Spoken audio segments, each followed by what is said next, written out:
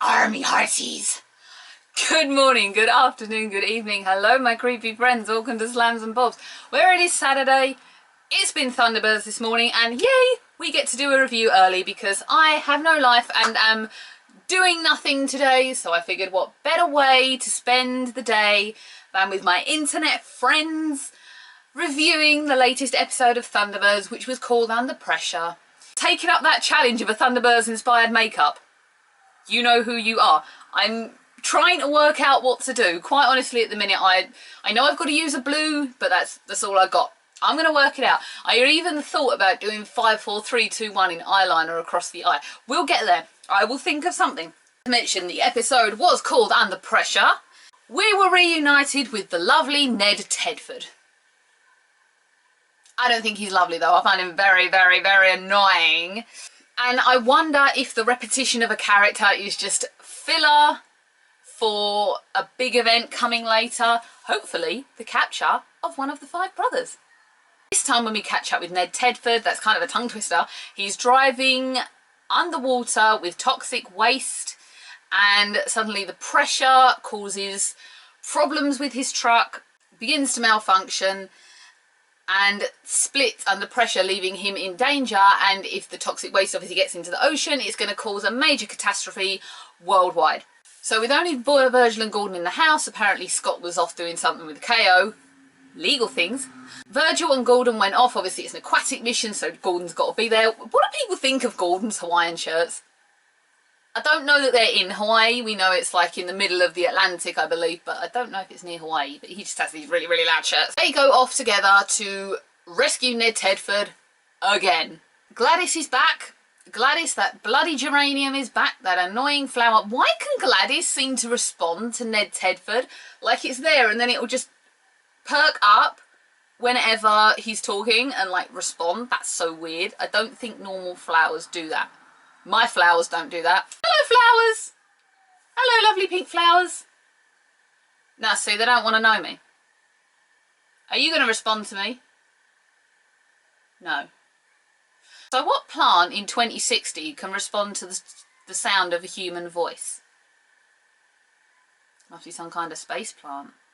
The man in charge of the company that Ned Tedford works for. The company that Ned Tedford works for, its owner is clearly very dodgy and is later on, with the help of Penny and John, revealed to be the Hood.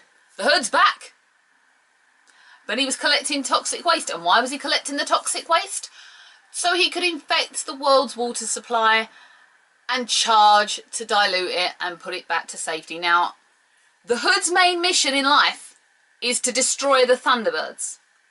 So why he's trying to commit fraud, in a way, bamboozles me. However, I was glad to see the Hood back. And I'm still saying that man sounds like John Hurt, even though we have learned he's not John Hurt. But he sounds like John Hurt. It was nice to see the Hood back.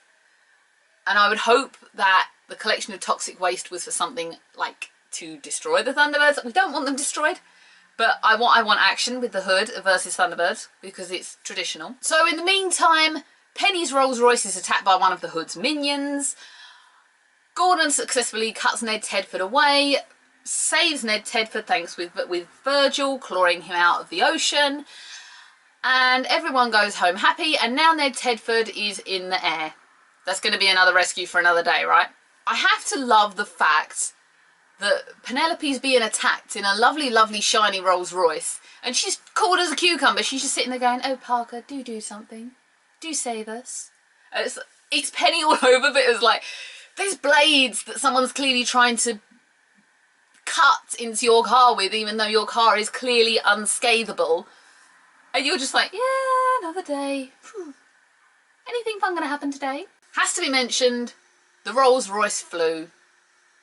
I said this in the first edition. It was always going to fly. It's 2060. If we don't have flying cars in 2060, we're never going to have them at all. I'm not quite sure how I still feel about the Hood having minions. Maybe I can let it go as long as they're not called Transmamalian. I know I've said that before, but I'm still concerned about the minion thing. I'm still in two minds. I did notice a couple more live set moments this week, and it's just so endearing for me to see those. I think it's so important that we as fans see those. I'm wondering if the fact that I didn't notice that is just a testament to the CGI. Who knows? It's lovely that I'm finally seeing them though. I'm just going to blame it on the fact that I don't wear my glasses when I watch these programmes and I'm short-sighted, so if it was this close to me I'd probably go, oh yeah, live action sets. But when the TV's here and I'm sitting here, it's a little bit of a distance, you know. I don't think this episode is as good as the last couple of weeks where we've had every single brother involved, especially with the monumental moment last week where John did a rescue in Thunderbird 5, something we've never seen and something I think every single fan went, oh my god! Again, they're isolating two brothers, making one or both the hero of the moment. We kind of get starved of Alan and Scott in this episode. John, of course, is always involved. I think John is the most constant character so far, and I still love his independence. It's just so me. I think John Tracy should be real because we could probably be best friends. I did enjoy the sarcasm going on between Gordon and Virgil though, mid-rescue. That was always fun to see. I love the fact that they're incorporating that banter into the dialogue. It was something we didn't have. I've said all this before. I still love it. Again, I'm going to say, Hood, trick a rescue and kidnap a brother. That will be a fun episode. I'll be like, oh, I hope they don't die. Mentioning last week's episode, yes, I have realised that the pod that Gordon flew in was not Thunderbird 4, but it did look like Thunderbird 4, did it not? If I got everything right every episode of of this series, how boring would it be? It would be no fun whatsoever. Puts my anxiety up when I see people going, oh, you're wrong.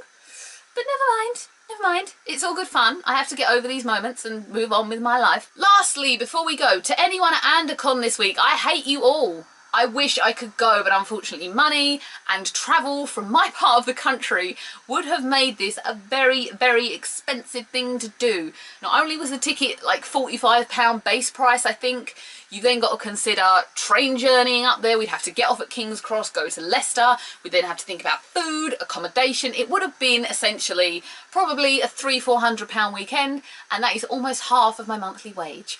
Therefore, I'm not rich, but hopefully I will get to go at some point. Hopefully they'll bring it down to London and then it will be closer to home, and then I can go and I can bring my dad and my dad can just get excited at all the puppets, and so can I. And who knows, maybe we could have a big massive meet down there one day, since so many of you lovely people now consider me your friend. More friends on here now than I have on Facebook. You talk to me more than my Facebook friends do. How sad am I? Thank you very much for watching this edition, also known as Under Pressure. I still don't know what episode number we're on. I don't think we're ever going to know what episode number we're on in this series. I enjoyed being here with you. I can't wait to see you all again next week, but next week we may be back to doing it on a Monday, and I'm so sorry about that, but it's timing and people in the house and me having to go out. I will see you all again. Do comment, do share. Instagram's down here. I'm setting up a Twitter because I would love to interact with you people on a more regular basis. That isn't on here all the time. Subscribe, share, like, dislike, whatever you want to do, and I will see you all next week. Or again, I'm off the work this week, so I'm determined to have some kind of YouTube fun. Who knows what that may be. Goodbye, everyone.